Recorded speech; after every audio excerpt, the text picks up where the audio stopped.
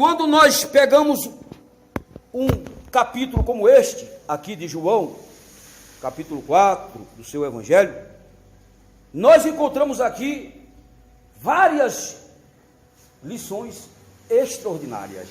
Em todo este capítulo nós vamos nos deparar com várias lições maravilhosas.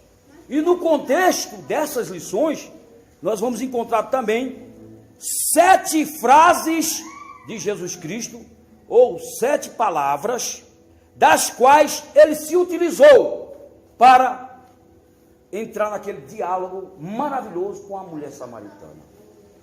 Foram 7 frases que ele aqui, das quais se utilizou. Ela também fez uso de algumas frases. Ela, por sua vez, fez uso de 6 frases.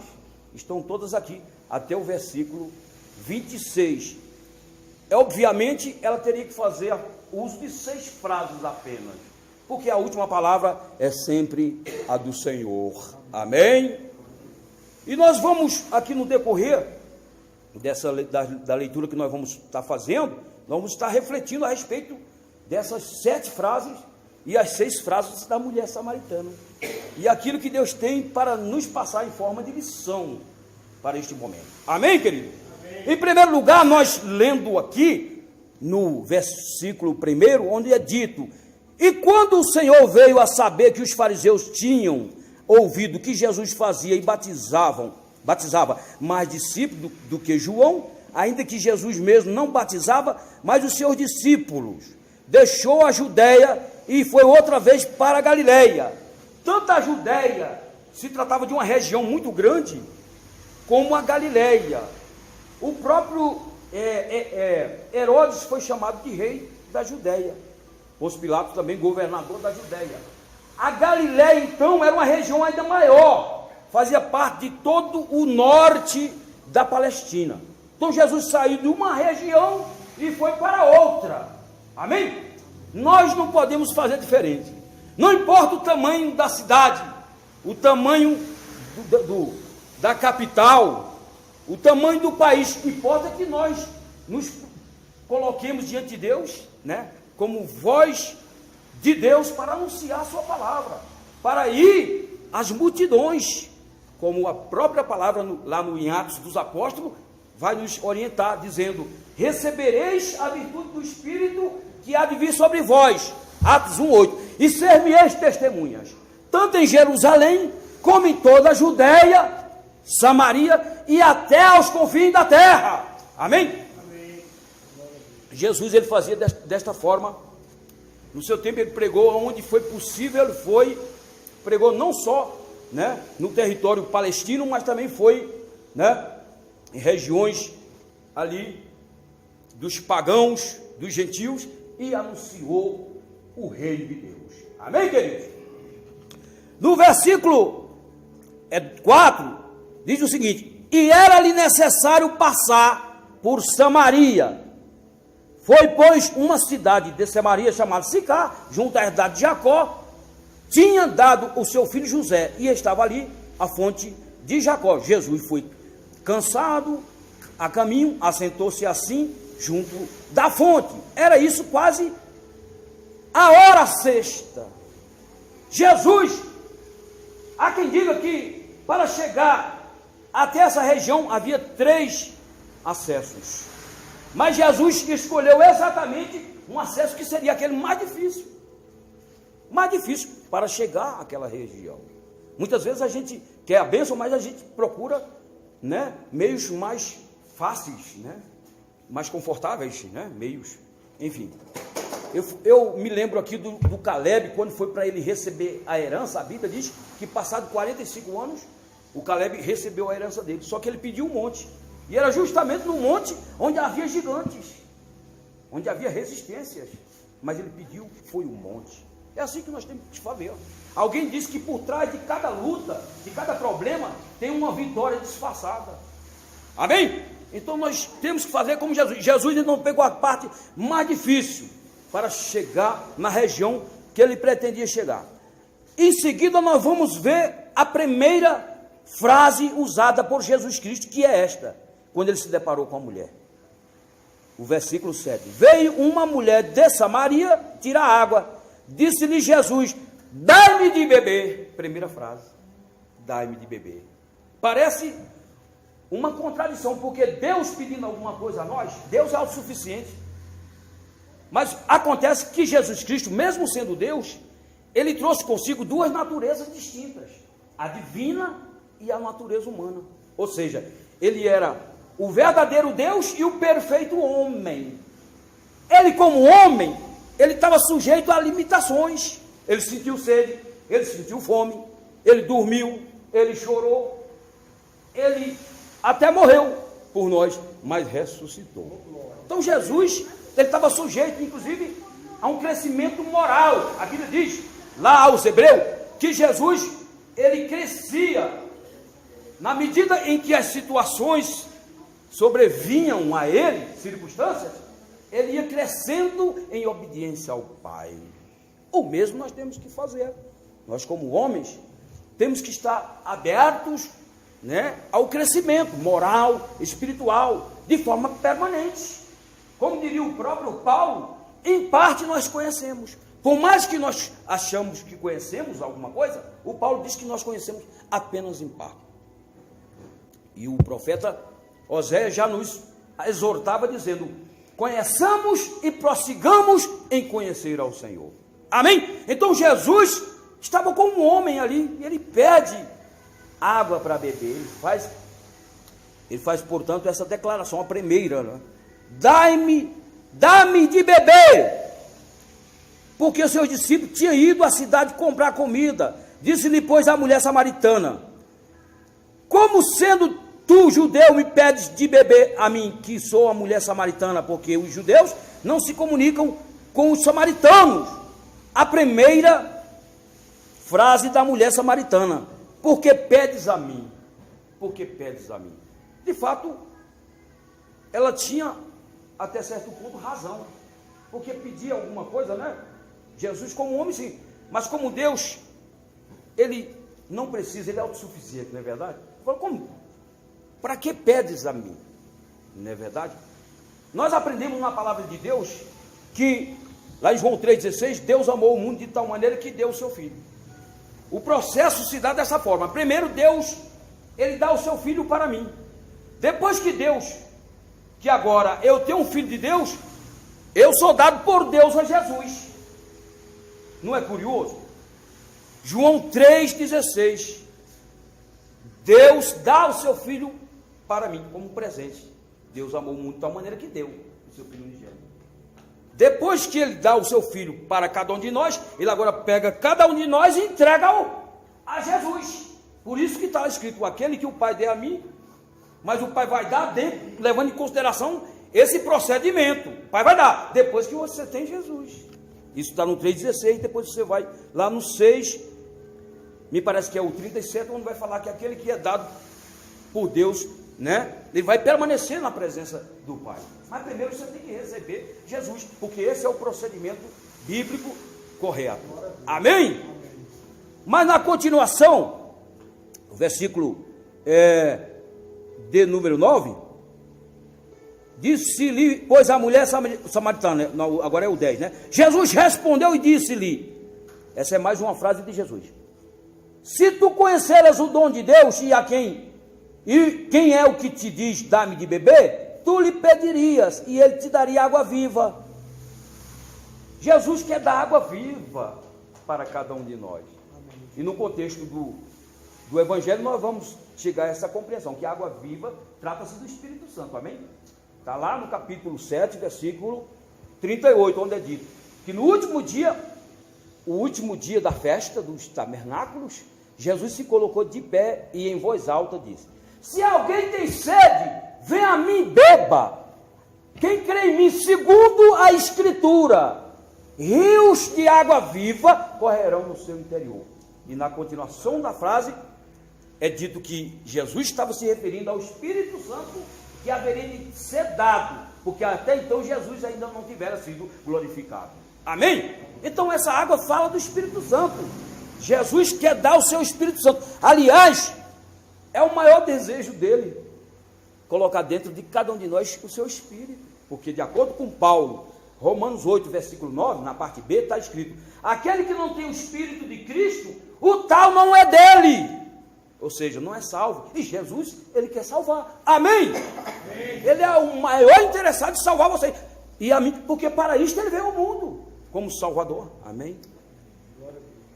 Versículo 11: disse-lhe a mulher: Senhor, tu não tens com que tirar, o poço é fundo, onde pois tens a água viva?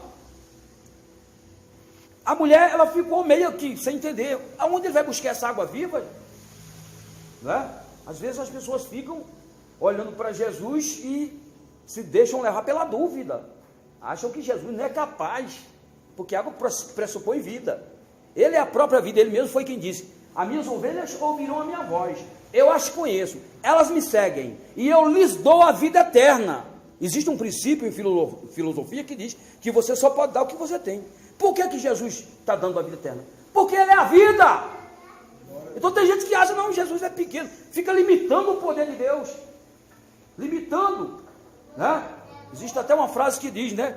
Não diga para Deus o tamanho do seu problema, mas diga para o seu problema o tamanho do seu Deus. Amém?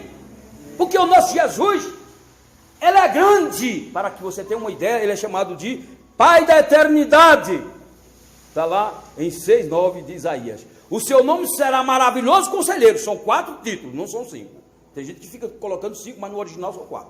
O seu nome será maravilhoso conselheiro, Deus forte, Pai da eternidade e príncipe da paz.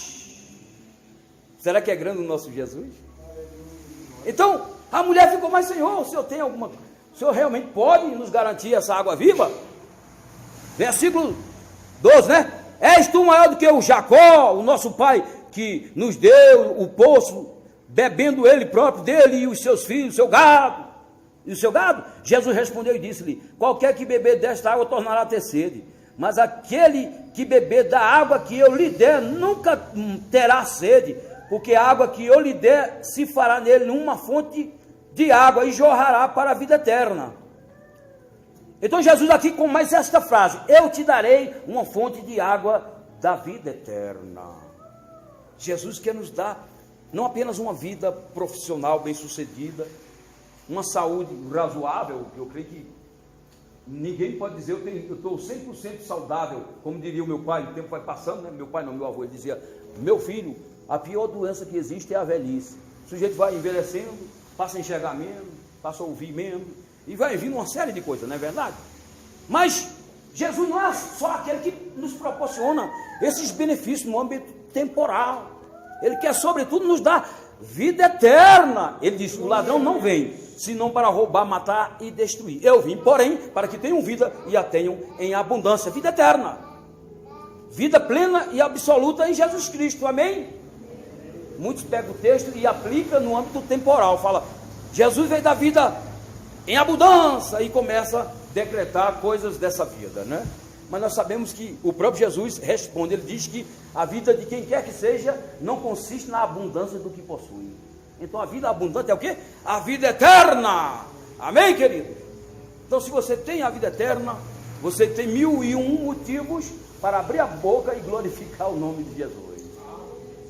Muito bem, então vamos ao outro versículo, que parece que é o 15, onde a mulher vai pronunciar mais uma frase. Disse-lhe a mulher: Senhor, dá-me desta água, para que não mais tenha sede e não venha aqui tirá-la. Frase de Jesus: vai, disse-lhe Jesus, vai, chama o teu marido e vem cá.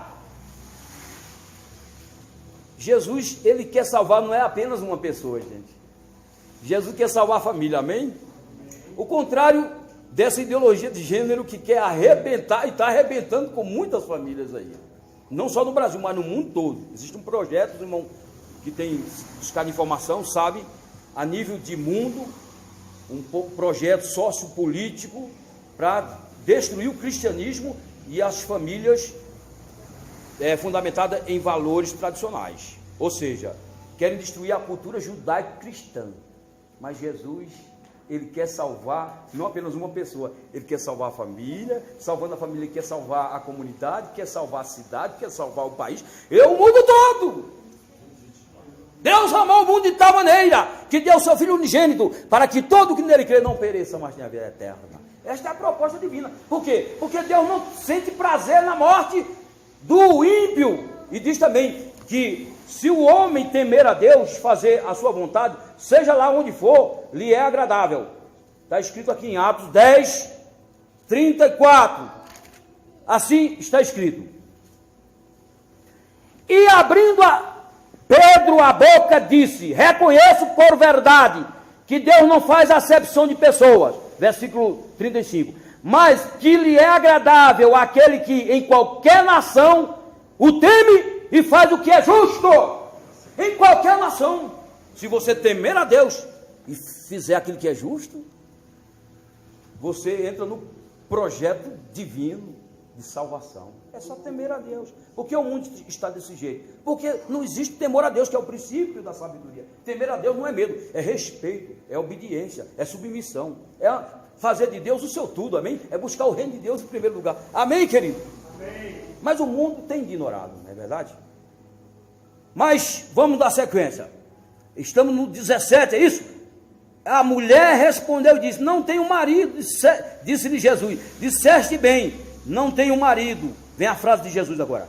Tu tiveste, porque tiveste 5 maridos, e o que agora tens não é teu marido. Isto disseste com verdade. Quer dizer, a mulher reconheceu que ela estava vivendo um estado espiritual e moral miserável. Porque quando Jesus chega, gente, não tem como não reconhecer o estado miserável, espiritual e moral, não é verdade? Porque Jesus é luz, ele chega assim, né? E deixa tudo às claras. É o poder da luz. Jesus é a luz do mundo. A mulher então se rendeu e falou: eu estou numa situação difícil por ser marido. De fato, você já teve 5. Você já casou 5 vezes.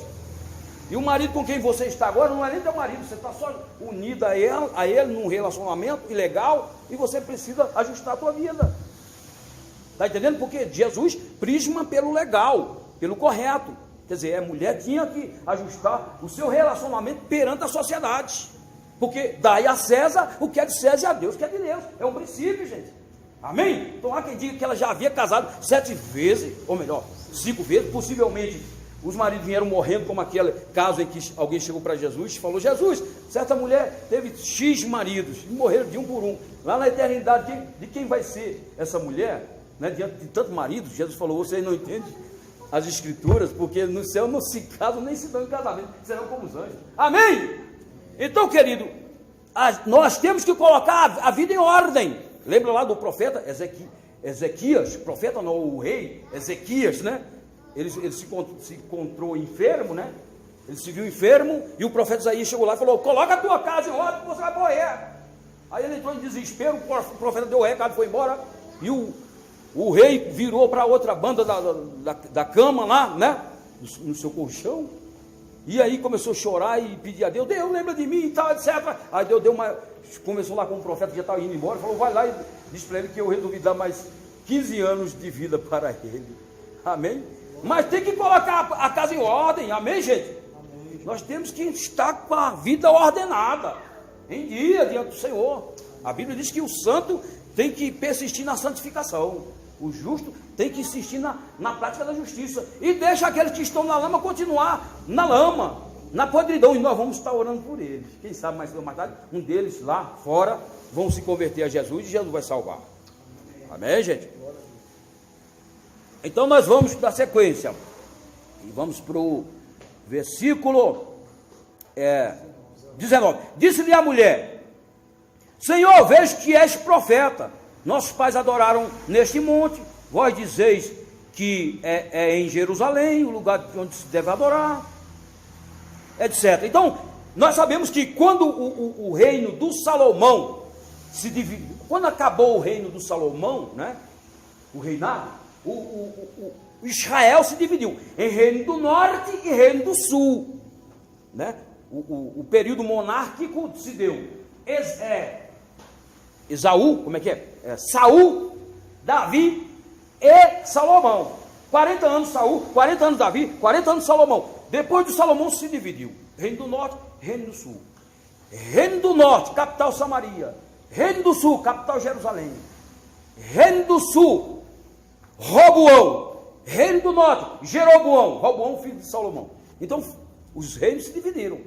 Passaram a ser chamados o reino de Israel e o reino de Judá. Então, quer dizer, nos anos 700 aproximadamente, a Síria, que era império mundial, foi lá no reino de Israel e destruiu tudo. Só deixou algumas pessoas lá.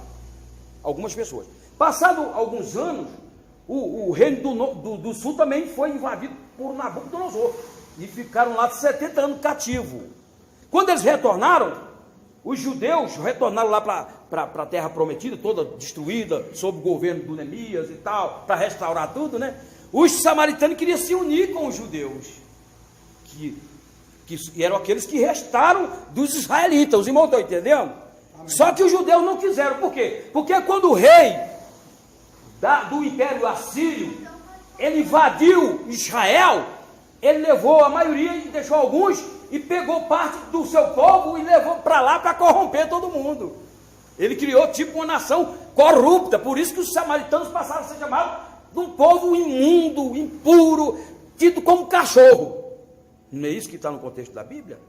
Então os judeus, quando vieram para restaurar a cidade, os muros, etc., os samaritanos queriam interagir. Eles falaram: nós não vamos querer vocês não. Por quê? Porque vocês já construíram um outro templo, já estão adorando a deuses falsos há muito tempo, e nós estamos vindo lá da Babilônia, mas nós fomos curados. Nós adoramos a Yahvé, a Jeová, o único Deus. Nós não vamos querer essa interação com vocês. Aí eles se revoltaram. Por isso que quando Jesus veio, a mulher falou: olha, Senhor, nós não temos relacionamento nenhum. Agora vem o Senhor falar comigo aqui? O que é isso? Isso não tem lógica. Mas Jesus veio exatamente para os perdidos. 19:10 de Lucas. Ele veio buscar e salvar os perdidos. Então Jesus estava entrando ali, quebrando os paradigmas, não é verdade? Os padrões da religião, da cultura e tantos outros padrões. É assim que Jesus faz. E Ele quer continuar usando cada um de nós para levar essa palavra a quem quer que seja. Porque não vai ser você, é o Espírito Santo em você. Amém. Te usando como ferramenta. Não é isso que está escrito? Está lá em Atos dos Apóstolos, no capítulo 9, versículo 15 e 16. O Ananias falando para Paulo: Paulo, você é instrumento nas mãos do Senhor. Deus está falando que você é uma ferramenta na mão dele, para levar a palavra dele aos reis, aos gentios, aos príncipes, aos judeus. Só que tem mais um detalhe que eu quero acrescentar, Paulo. Ele está me falando que o quanto você vai sofrer, que você tem que estar ciente de quanto você vai sofrer por amor a ele. Amém? Muitos não levam a palavra e nem vivem a palavra, porque sabem que se for viver e levar esta palavra, estão sujeitos a sofrer. E o povo não quer sofrer, gente, por amor a Cristo. Sofrer por amor a Cristo é privilégio, amém? Está lá em 1:29 de Filipenses, lá é dito que a nós foi dado o privilégio de não apenas crer, mas padecer por amor a Ele. Dá uma salva de palmas a Jesus. Amém? Então é poder de Deus, né, queridos? Aí, essa mulher estava nessa situação, mas Jesus veio quebrar essa barreira. Não é isso que está escrito? Aí, vem agora a frase de Jesus, né? Disse-lhe Jesus: mulher, crê-me que a hora vem em que nem neste monte, nem em Jerusalém adorareis o Pai. Vós adorareis o que não sabeis, nós adoramos o que sabemos, porque a salvação vem dos judeus. Mas a hora vem, agora é, em que os verdadeiros adoradores adorarão o Pai em espírito e verdade, porque o Pai procura tais que assim o adorem. Deus é espírito e importa que os verdadeiros adoradores assim o adorem. Enfim, então, adoração estabelecida por Jesus, o princípio de adoração correto, um princípio que agrada a Deus, que exalta e glorifica a Deus. Enquanto que no passado se adorava, tinha um lugar, tinha que ser o templo ali em Jerusalém, era o único povo que adorava, eram os judeus, não é verdade? Tinha que levar em consideração todo um ritual, todo um simbolismo que era estabelecido pela lei de Moisés. Agora não, gente. Adoração é espírito. Amém? Você adora com o teu espírito em conexão com o Espírito de Deus. Que a Bíblia diz que o Espírito de Deus testifica com o nosso espírito que somos filhos de Deus. Onde quer que você esteja, onde quer que você for, esteja deitado, esteja em pé, esteja andando, correndo, trabalhando, você está adorando, porque o adorador agora, ele é o templo é ambulante, é você mesmo. Você quando vem aqui é para reforçar mais o teu conhecimento, absorver mais informação, ter um momento de comunhão. Salmo 133, versículo 1. Quão bom e quão suave é que os irmãos vivam em união. Não é verdade? Isso é extraordinário. Mas você não está limitado mais a 4 paredes. Você é o templo. Onde você estiver, você glorifica, você exalta, você louva. Porque a adoração é espírito. Não depende de coisas palpáveis, de simbolismo, de rituais, de normas, de critérios, de dogma. Não depende mais de nada disso, gente. Você é livre para adorar, amém? Amém. Em espírito. Glória a Deus. E a adoração espírito é porque está ligada à sua própria mente. A palavra espírito em latim é mente, em grego pneumani, e em hebraico ruach, costumo dizer, pronunciar isso aí. Mas alma também a gente sabe mais ou menos, né? Alma em grego é psique, em hebraico nepesh, em latim alma é ânima, amém? Por isso que se você é uma pessoa desanimada, a sua alma está bastante prejudicada, se você é uma pessoa desanimada, porque alma em latim é ânima. Você não pode desanimar. No mundo tereis aflições, João 16:33, mas tem bom ânimo. Você tem que estar animado, entusiasmado, motivado, porque Jesus é a razão de tudo isso na tua vida. Ânima, psique, que diz respeito ao psicológico, emoções e sentimentos, tem que estar bem na presença do Senhor, bem sarados. Amém, gente? Amém. Então, a adoração espírito leva exatamente ao teu homem interior, à tua mente, amém? Ao teu psicológico unido a Deus, em conexão com Deus, as tuas emoções, o teu sentimento, a tua vontade, tudo alinhados a Deus. Essa que é a adoração em espírito e em verdade. Por quê? Porque a verdade é a palavra do Senhor. Você tem que fazer tudo isso fundamentado nisso aqui. Você não pode fazer nada, né, sem esta orientação aqui. Lâmpada para os meus pés é a tua palavra e luz para os meus caminhos. Tem que estar sendo orientado por isso aqui. Então, este é o modelo de adoração que Jesus trouxe, infalível, esse não falha. E é o único que glorifica a Deus no nosso tempo. Adorar em espírito e em verdade, onde quer que você for, fundamentado na palavra e adorando no seu interior, em espírito. Amém? Amém. Essa adoração que Deus espera de cada um de nós. Nós estamos caminhando para o fim, porque é muita coisa, né? O tempo passa rápido. Dando sequência, 25. A mulher disse-lhe: eu sei que o Messias, que se chama o Cristo, vem. Quando ele vier, nos anunciará tudo. Agora vem a frase de Jesus, a última frase, em que ele vai dizer assim: Jesus disse-lhe: eu sou eu que falo contigo. Amém, gente? Ou seja, Jesus foi revelando o seu caráter de uma forma gradual. Primeiro ele se apresenta como homem e vai indo. Daqui a pouco ele oferece o Espírito Santo, a água da vida, e oferece também a salvação. Daqui a pouco ela já reconhece ele como profeta. Está vendo o caráter gradual de Jesus? E vai indo. E finalmente chega aqui no versículo 26, onde ele se identifica como sendo o Messias, o ungido, o Filho de Deus, o Rei dos Reis e Senhor dos Senhores. E ela então não tem mais palavras, não tem como nós continuar falando mais. Agora só nos resta adorar. Se Jesus chega para você e fala: eu sou o Messias, esperado dos judeus, só que eles rejeitaram. Veio para o que era seu e os seus não o receberam. Mas a todos quanto o receberam, deu-lhes. É Jesus que dá o direito de serem feitos filhos de Deus. É Jesus que dá. Então, se você chega diante do Messias agora, meu irmão, aquele que é maior do que Davi, o profeta, maior do que Moisés, maior do que Melquisedeque, ele é maior que o céu, maior que o universo, porque em filosofia a causa é sempre maior do que o efeito. Jesus, ele é a causa, porque é dito que todas as coisas foram criadas por ele e para ele, e sem ele nada do que existe existiria, inclusive você não existiria se não fosse Jesus. Você se depara com o Messias agora, essa revelação tremenda, o Messias, que quer dizer o ungido, o rei, o Filho de Deus, o próprio Deus em carne. Você tem mais alguma coisa a falar? Tem alguma pergunta a lançar diante dele? Não! Você agora só adora. Você só glorifica e faz a obra de Deus. Foi o que a mulher samaritana fez. Sabe o que ela fez? Depois vocês vão ver em casa. Ela foi lá em Samaria, pregou Jesus aos samaritanos, e praticamente a cidade inteirinha de Samaria foi aos pés de Jesus. Foi aos pés de Jesus. Por quê? Porque aquela mulher foi transformada, recebeu a água da vida. Cheia do poder de Deus. Uma mulher. Pregou para uma cidade inteira. E agora, sabe o que a cidade falou para ela? Eu leio aqui essa frase para a gente concluir. O 42 de João, olha só, isso é forte. E dizia a mulher, aqui a cidade inteira está falando para ela agora, amém?